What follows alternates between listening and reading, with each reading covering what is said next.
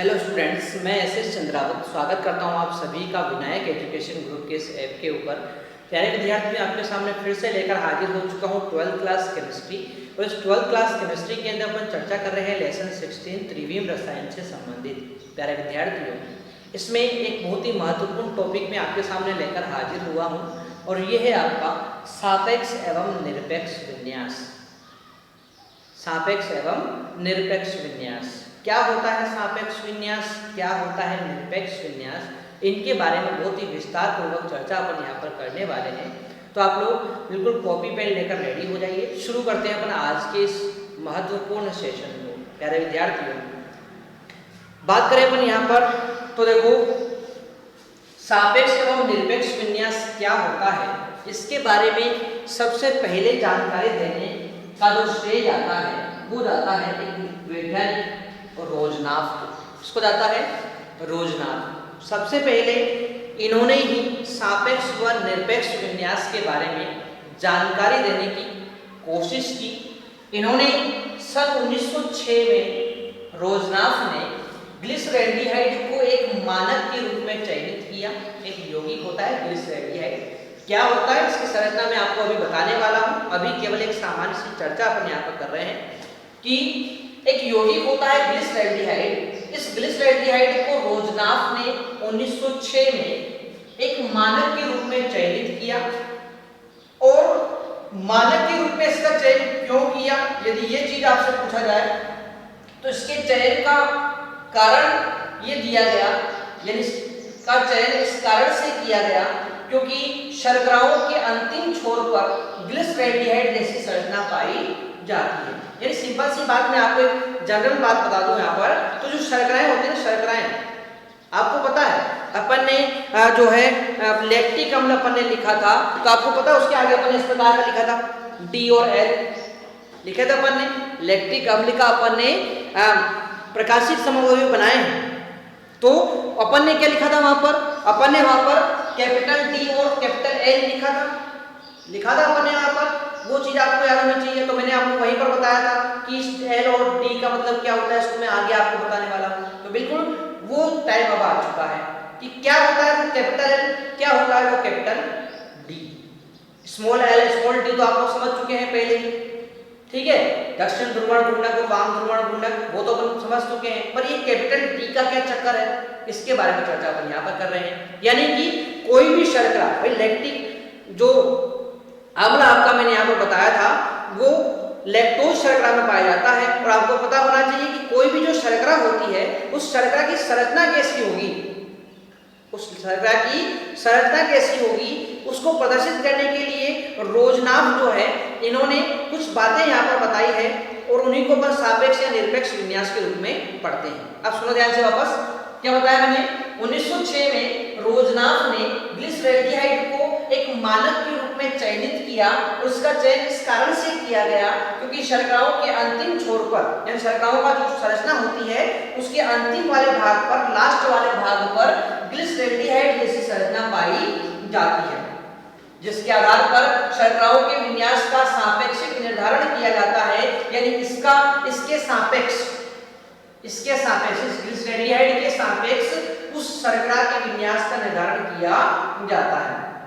रोजनाव ने ग्लिसरैल्डिहाइड के एक विन्यास को अपनी इच्छा से डी मान लिया और जबकि दूसरे विन्यास को स्वेच्छा से उन्होंने क्या मान लिया?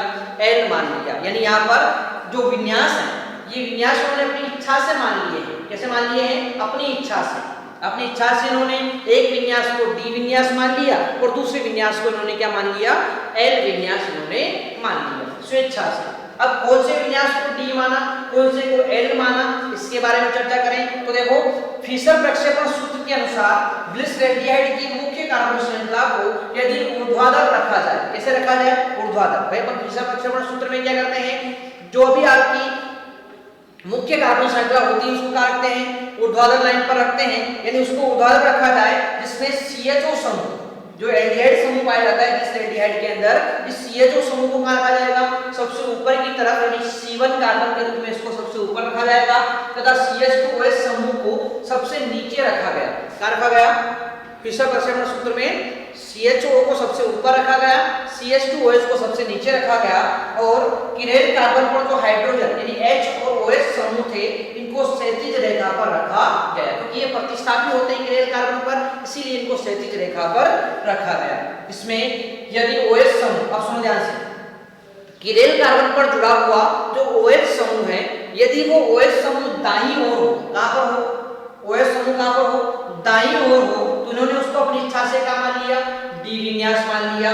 और यदि OH समूह कहां हो, बाईं ओर हो, कहां पर हो, बाईं ओर हो, तो इन्होंने उसे स्वेच्छा से क्या मान लिया, एल विन्यास मान लिया। तो ये बात आप लोग ध्यान रखेंगे कि अपनी इच्छा के अनुसार इन्होंने क्या किया, फिशर प्रक्षेपण सूत्र बनाया ग्लिसरेल्डिहाइड का, और सिंपल सी बात इन्होंने क्या बताया कि जहां पर OH समूह दाईं ओर है उसे डी विन्यास मान लिया, जहां पर OH समूह बाईं ओर है उसे क्या मान लिया, एल विन्यास इन्होंने मान लिया। अब यहाँ पर बात आती है कि सर ये डी और एल जो होते हैं ये तो हमने ध्रुवण घूर्णकता में भी पढ़ा है, ठीक है, वहां पर भी हमने पढ़ा है, तो उसके में और इसमें क्या डिफरेंस है। तो भाई मैं डिफरेंस आपको बता देता हूं कि इस प्रक्रिया में यौगिक की ध्रुवण घूर्णकता का कोई संबंध नहीं होता, यानी ऐसा नहीं कि समतल ध्रुवीय प्रकाश को कोई दाईं ओर घुमाएगा तो डी मान लेंगे, बाईं तरफ घुमाएगा तो एल मान लेंगे, ऐसा नहीं है।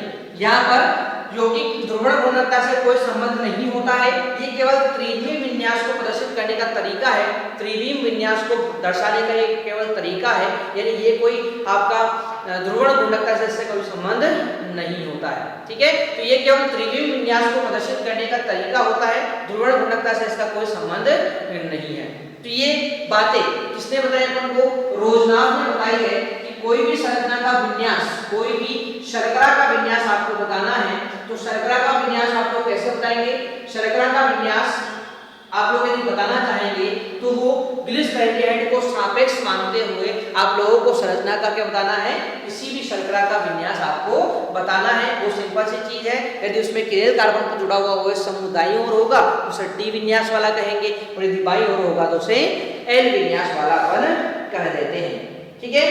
तो ये बात अपनी यहाँ पर हो गई है। अब सर आपने हमें इतनी सारी बातें तो बता दी है, पर हमें कम से कम जो ग्लिसरेल्डिहाइड है उसकी संरचना तो बता दो, ठीक है। बिल्कुल भाई, आप लोगों के लिए आपका जो इंतजार है वो बिल्कुल खत्म हो गया है, और मैं आप लोगों के लिए ग्लिसरेल्डिहाइड की संरचना को बताने वाला हूँ, तो आप लोग ध्यान से इसको देखें और साथ के साथ उन चीजों को नोट भी करते रहे प्यारे विद्यार्थियों, क्योंकि नोट करने से आपको जो है आगे पढ़ने में आसानी होगी और आगे भी हम उस चीज को अच्छे से रिवाइज कर पाएंगे। बार बार इस चीज को रिवाइज करते रहो, देखो जितना ज्यादा रिवाइज आप लोग इस चीज को करेंगे उतना ज्यादा आप लोगों की ये चीज कंप्लीट होगी, और यहाँ से डायरेक्ट क्वेश्चन आपके एग्जाम में आपको दिखाई देंगे, ठीक है। अब देखो संरचना की बात करते हैं ग्लिसरेल्डिहाइड की। तो देखो भाई, सबसे पहले वही फिशर प्रक्षेपण सूत्र अपन बना रहे हैं, तो एक ऊर्ध्वाधर रेखा और एक क्षैतिज रेखा अपन डाल दी। इसमें क्या किया जाता है, ग्लिसरेल्डिहाइड में मैंने आपको बता दिया सबसे ऊपर क्या रखा जाता है, CHO समूह को। एक मिनट थोड़ा सा नीचे अपन इसको बना लेते हैं ताकि आपको आसानी से ये दिख जाए, ठीक है, इस प्रकार से। तो देखो ये अपनी ऊर्ध्वाधर रेखा क्षैतिज रेखा हो गई, इसमें सबसे ऊपर की तरफ इसको रखा गया है, CHO समूह को रखा गया है, नीचे की तरफ इसको रखा गया है, CH2OH को रखा गया है। ये कौन है आपका, किरेल कार्बन है, इस पर जुड़ा हुआ है कौन, OH और H, दो समूह यहाँ पर जुड़े हुए हैं।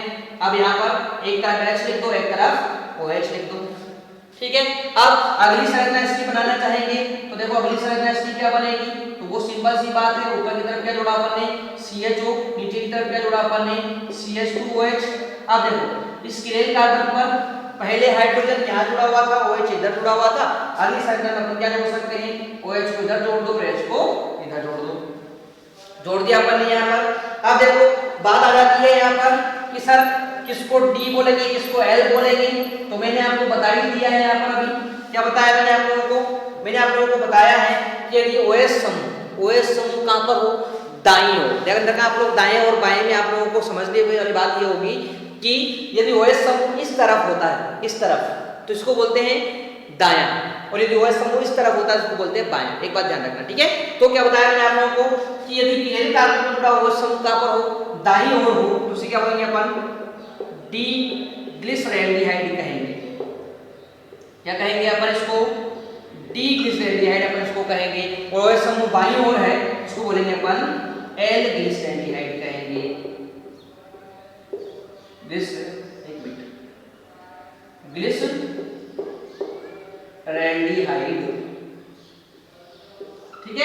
तो इसको अपन क्या बोलेंगे, एल ग्लिसरेल्डिहाइड कहेंगे। तो वो सिंपल सी बात इन्होंने रोजनाफ ने अपनी इच्छा के अनुसार ये मान लिया है, अपनी इच्छा से ये मान लिया कि जिन शर्कराओं के अंदर किरेल कार्बन पर जुड़ा OH समूह दाईं ओर होगा उसे डी विन्यास कहा जाएगा, और जिनमें OH समूह बाईं ओर होगा उसे एल विन्यास कहा जाएगा। ठीक है, तो ये अपनी इच्छा के अनुसार इन्होंने मान लिया है। और अब वर्तमान समय में जिन भी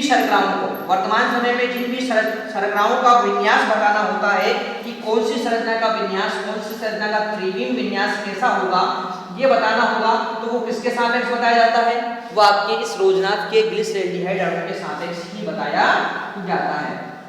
और ऐसा क्यों होता है, क्यों बताया जाता है वर्तमान में इसके सापेक्ष मानकर, वो इसलिए बताया जाता है क्योंकि इसका जो अंतिम कार्बन होता है, मैं आपको बता रहा हूं यहाँ पर कि जो अंतिम कार्बन होता है उस अंतिम कार्बन पर जुड़े हुए समूह जो होते हैं, यानी उसकी जो संरचना होती है वो आपके जो शर्करा के अंतिम कार्बन की संरचना होती है वैसी यहाँ पर दिखाई देती है। जैसे आप लोग देखो यहाँ पर इसका अंतिम कार्बन जो होता है, देखो यहाँ पर अंतिम कार्बन, ठीक है, मैं यहाँ पर बताता हूँ तो उसको कार्बन के रूप में लिख लेते हैं अपन।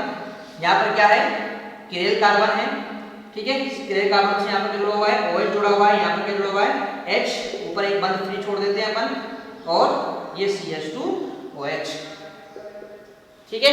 इसी प्रकार से इसका अपन बनाना चाहें तो क्या बनाएंगे, C इधर H इधर OH इधर CH2OH, इस प्रकार से। अब देखो भाई इसका अंतिम कार्बन ये वाला हो गया, ठीक है। तो अपन बात करें यहाँ पर कि इसी को सापेक्ष मानकर, यानी इसी आधार पर, इसी ग्लिसरेल्डिहाइड के आधार पर अपन क्या बोल रहे हैं कि यदि OH समूह कहाँ पर हो, दाईं ओर हो तो उसे D बोल रहे हैं, बाईं ओर हो तो L बोल रहे हैं। इसी प्रकार से किसी भी शर्करा के अंदर अपन शर्कराओं के बारे में पढ़ने वाले हैं बहुत विस्तार से, इसीलिए मैं आपको यहाँ पर बता रहा हूँ चीज कि शर्कराओं में यदि OH समूह आ जाए, दाईं ओर आ जाए तो उसको क्या मानना है, D शर्करा मानना है, और यदि बाईं ओर आ जाए तो उसे L शर्करा आपको माननी है, ठीक है। तो इसका क्या नाम हो जाएगा, इसको बोलेंगे अपन D शर्करा और इसको बोलेंगे अपन L शर्करा। तो इस प्रकार से यहाँ पर जो है इन शर्कराओं के विन्यास का निर्धारण करने के लिए रोजनाफ ने इस सापेक्ष विन्यास को बताया है। तो क्या होता है ये सापेक्ष विन्यास, किस प्रकार से अपन किसी भी शर्करा के बारे में बोलेंगे कि वो D शर्करा है या L शर्करा है, ये सब इसके सापेक्ष माना जाता है, वो सब आपके इस ग्लिसरेल्डिहाइड के सापेक्ष माना जाता है, और इसी को यहाँ पर रोजनाफ ने मानक यहाँ पर माना है, ठीक है। यानी इसी के सापेक्ष किसी भी शर्करा का विन्यास निर्धारित किया जाएगा। यदि OH समूह अंतिम कार्बन यानी किरेल कार्बन पर OH समूह दाईं ओर होता है तो उसे अपन D शर्करा कहेंगे, OH समूह बाईं ओर होता है तो उसे L शर्करा अपन यहाँ पर कहेंगे, ठीक है। इस प्रकार अपन यहाँ पर इस बात को ध्यान रखेंगे, ठीक है। चलो, तो याद है बात आपको बिल्कुल समझ में आ गई होगी, ठीक है। चलो, तो यहाँ पर मैं आपको सापेक्ष विन्यास की परिभाषा यहाँ पर लिखा देता हूँ कि जब किसी, इसके नीचे आप लोग लिखेंगे कि जब किसी प्रकाशित समावयवी, जब किसी प्रकाशित समावयवी का विन्यास, समावयवी का विन्यास ज्ञात विन्यास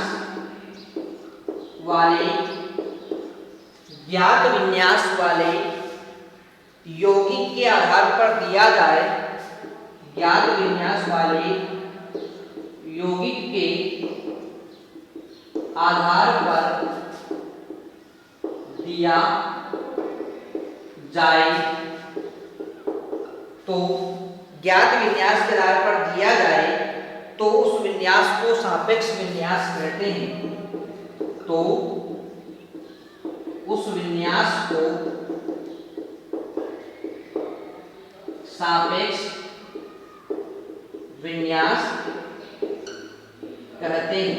तो ये बात आपको बिल्कुल समझ में आ गई होगी कि आपको ग्लिसरेल्डिहाइड का विन्यास ज्ञात था, यानी इस ग्लिसरेल्डिहाइड का विन्यास आपके पास क्या था, आपको ज्ञात था, और उस ज्ञात विन्यास के आधार पर आपने क्या किया, किसी प्रकाशित समावयवी का विन्यास निर्धारित किया है, यानी इस ज्ञात विन्यास के सापेक्ष इस ज्ञात विन्यास के सापेक्ष आपने किसी भी समावयवी का विन्यास यहाँ पर क्या किया है, निर्धारित किया है कि ये आपको पता है, इसमें दाईं तरफ होता है तो D मानते हैं, OH बाईं तरफ होता है तो L मानते हैं। ये विन्यास आपको पता है, ज्ञात विन्यास आपके पास है, तो इसके सापेक्ष आप लोग किसी प्रकाशिक समावयवी का विन्यास यदि बता पाते हैं तो उसे बोला जाता है क्या, सापेक्ष विन्यास कहा जाता है। तो जब किसी प्रकाशिक समावयवी का विन्यास ज्ञात विन्यास वाले यौगिक के आधार पर दिया जाए तो उस विन्यास को अपन सापेक्ष विन्यास कहते हैं। तो आशा करता हूँ आपको सापेक्ष व निरपेक्ष विन्यास के अंदर पहला टॉपिक सापेक्ष विन्यास वाला जो है वो मैंने आपको यहाँ पर बिल्कुल कंप्लीट करवा दिया है। आशा करता हूँ सभी प्यारे बच्चों को यहाँ तक की बातें बिल्कुल समझ में आ गई होगी। ठीक है, तो इस चीज को आप लोग बहुत अच्छे से यहाँ पर कंप्लीट कर लेंगे। कहीं पर आप लोगों को इस टॉपिक से संबंधित कहीं पर कोई दिक्कत आती है तो आप लोग मुझे कमेंट बॉक्स में कमेंट करके जरूर बताएंगे। ठीक है प्यारे विद्यार्थियों, तो मिलते हैं अपन नेक्स्ट सेशन में, तब तक के लिए टेक केयर, बाय।